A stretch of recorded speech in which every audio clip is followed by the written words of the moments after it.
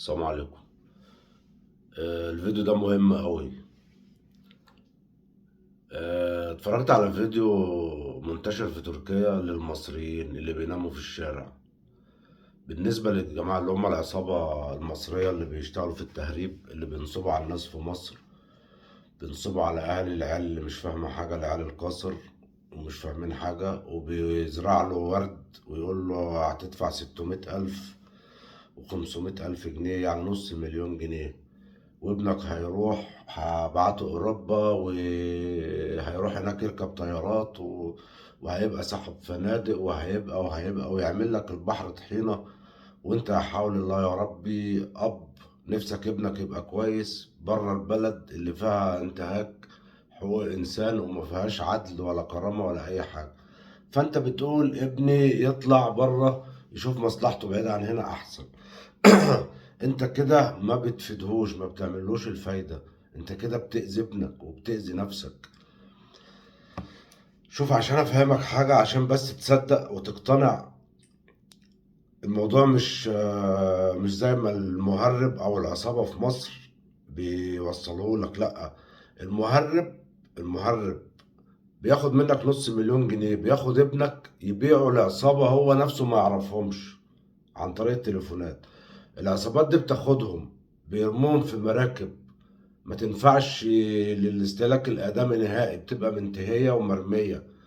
بيجي واحد مهرب عصابة ما عندوش ضمير، يجيب المركب ده المتهالك ده ويحط فيه مركب ما يشيلش 5 أفراد هيغرق بيهم، يحط فيه 100 واحد ويزقهم في البحر. وصلوا ما وصلوش عادي، هو محدش يعرفه، كل شغل على التليفون. ال- العصابة اللي بتشتغل في مصر، اللي انت بتبقى تقول هو مصري ومننا وكده وبتبقى مطمن على ابنك، لا. بص، وحزن وغضب. هذا هو حال سكان قرية لا مؤاخذة، إبراج في ثواني. محافظة الشرقية. أبوس إيديك جيبوا ابني. قلق وحزن وغضب. هذا هو حال سكان قرية إبراج في محافظة الشرقية، حيث غادر 36 شابا من أبنائها إلى ليبيا، وكانوا على متن مركب الصيد المتهالكة التي غرقت بالقرب من اليونان، لتكون أحدث مشاهد مآسي. يعني 37 شخص او 37 فرد من قرية واحدة. ال37 فرد دول كل واحد فيهم دافع نص مليون جنيه، يعني بنتكلم في 17 مليون جنيه من قرية واحدة. طب ال17 مليون دول ما توفروهم لعيالكم؟ اعملوا لهم بيهم اي مشروع في البيت، هات له شوية غنم، هات له حتتين بهايم، هات له اي حاجة، اي حاجة بالنص مليون دهوت. اه، ويبقى قاعد قدام عينك وفي حضنك وتعمل له مشروع يشتغل يجيب له دخل وينظم امور، يدخل منه جمعية، يجوز نفسه، يشطب شقته، يعمل اللي يعمله، يبقى هو في حضنك. والفلوس ديت تشتغل لحسابه وهو في حضنك، ابنك في امان وفي حضنك، وتجوزه وتجيب له واحدة بنت ناس تعيش معاه في البيت ويخلف لك عيالين في البيت وتبقوا عزوة. بدل ما انت بتطفش ابنك شمال ويمين تركبوهم مراكب وتبيعوا لحمكم ودمكم لمهربين ما عندهمش دم ولا ضمير ولا اي حاجة. انت فاكر ان انت لما تدفع نص مليون جنيه للمهرب هياخد ابنك في طيارة يوديه ايطاليا؟ لا. ابنك المهرب اللي بياخد ابنك بياخده بيبيعه لمهرب تاني، هو نفسه ما يعرفهوش، كله تليفونات. بيروحوا يغرقوا في البحر بيموتوا، وبيروحوا اللي ما بيمشيش عن طريق البحر بيمشي عن طريق الغابات برضه بيموت. المعرب بيبيعوا لعصابة لمافيا، بياخدوهم في الغابات يضربوهم وياخدوا منهم الأكل والتليفونات ويبهدلوهم. والكلام اللي أنا بقوله ده حصل وبيحصل، وكل اللي مر بالظروف ديت من أهالي العيال دي في مصر عاشوا اللحظات ديت وعارفينها وشايفينها. ما بقولش حاجة من عندي، ده واقع، وأنا بتكلم كلام سطحي، مش عاوز أغوط أوي يعني، بس أنا بعرفك شكل الموضوع بسرعة. ابنك بدل ما ترميه في الشر بإيدك، لا، خليك راجل محترم. وانت كأم خليكي ست محترمة، مع احترامي ليكم انتوا على دماغي، بس خلي ابنكم تحت ايديكم، في حضنكم، ضناكم، ما ترموهوش. يعني الناس نايمة في تركيا في الشوارع، خش كده ابحث كده هيطلع لك فيديو مصريين نايمين في الشوارع. العصابة في مصر قالوا لهم تعالوا هنا هنجيب لكم عقدات وهنشغلكم وهنعمل لكم ونسوي لكم وبتاع، وجم يا حول الله هتعمل لهم كل واحد حظر نايمين في الشارع. هو جاي في دماغه ان هو هيجي تركيا، ومن تركيا المهرب هيركبه طيارة يوديه اوروبا ولا ايطاليا. مفيش الكلام ده، دول عالم يا جدعان. الناس ديت ما عندهاش ضمير. العيال بتروح بتموت في البحر وبيموتوا في الغابات وبيتبهدلوا، وابنك بعد ما بيوصل بينام في الشارع برضه وبيتمرمط وبيتبهدل وما بيلاقيش شغل وما بيلاقيش ياكل وما بيلاقيش سكن وبيتبهدل، وفي النهاية هيرجع لك مصر خايب برضه. يبقى انت ضيعت ابنك وضيعت فلوسه وضيعت مستقبله وحطمته. طب ما تخليه قاعد تحت ايدك في حضنك في بيتك، اعمل له مشروع في البيت، هات له بالنص مليون دول غنم خليه يقعد جنبهم، هيبقى راجل محترم. انما انت لا مؤاخذة تروح ترميه في البحر. ابنك ضناك يا راجل، يهون عليك يا راجل. تبقى قاعد كده في البيت كده ما انتش عارف ابنك في انهي غابة، ولا انهي ديب كله، ولا حصل له حاجة اصحابه اللي في الغابة سابوه ومشوا، ولا غرق في البحر، ولا ازاي يجي لك قلب يا اخي؟ خلي ابنك تحت ايدك. في حاجة كمان عايز اوريها لعبد الفتاح السيسي قبل ما اقفل معاكم عشان يبطل كذب شوية. حادث سير مأساة. ادي عبد الفتاح السيسي. صدقوني احنا بنتكلم كتير على حقوق الانسان وانا معاكم في ده، بس انا عايز اقول لكم ان خلال ال10 سنين اللي فاتوا اللي تم رصده حقيقة وغرق في الهجرة غير الشرعية من افريقيا الى اوروبا يقترب من 2700 انسان وانسانة وطفل يمكن كل سنة. اكتر من 27,000 ده اللي احنا شفناه او ده اللي تم رصده. طب الباقي ايه؟ اذا لم يجد الناس في افريقيا الامل وفرصة للحياة هيتحركوا في اتجاه اللي عندهم الامل وعندهم الفرصة هنا في اوروبا. وعايز اقول لكم في مصر للي ما يعرفش لدينا 9 مليون ضيف. 9 مليون. بص يا عبد الفتاح السيسي، احنا ملناش دعوة بافريقيا، احنا خلينا في ولادنا اللي بيموتوا غرقة وبيتخطفوا في الغابات وبيتباعوا للعصابات وفي النهاية بيرجعوا بلادهم مترحلين. خلينا في ولادنا اللي انت، احنا مالنا ومال افريقيا. وعمال تقول لهم في المؤتمر الاوروبي اللي انت قاعده تكذب عليهم هم كمان، بس هم ما بياكلش معاهم الكذب. هم ناس عندهم ثقافة عالية، وكلهم الطفل الأوروبي أو الراجل الشايب أو أي عمر هو دارس علم نفس. يعني أنت قاعد قدامهم يا عبد الفتاح السيسي، هما دارسينك 100% وعارفين إن أنت راجل كذاب وحلياط وكل حاجة ومجرم. الناس ديت كلهم دارسين علم نفس، الناس ديت ثقافة عالية.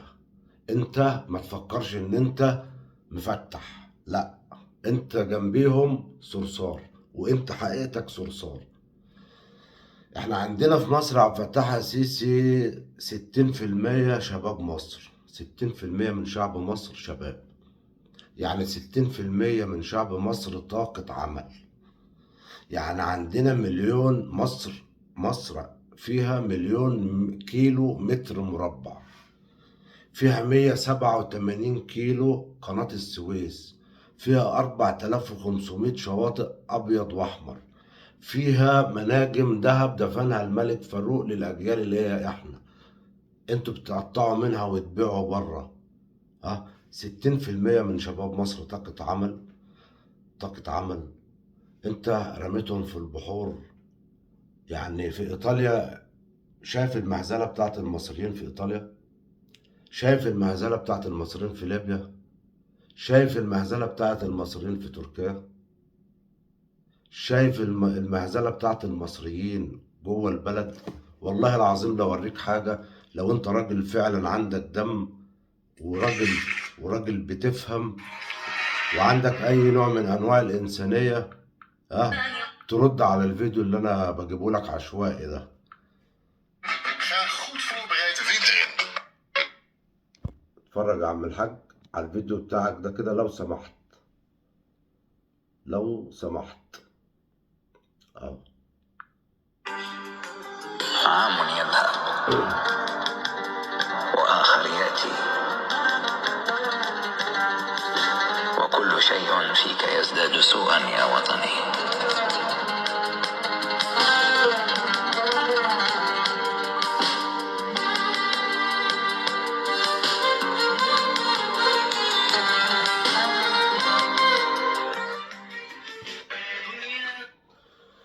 ايه رايك يا عبد الفتاح السيسي؟ انت طالع لابس البدله وعامل فيها راجل فخم وراجل رئيس جمهوريه وبتاع انت شادد ستاره سوداء على على الناس يا عبد الفتاح السيسي. الابهات بترمي عيالها في البحور بسببك يا عبد الفتاح السيسي.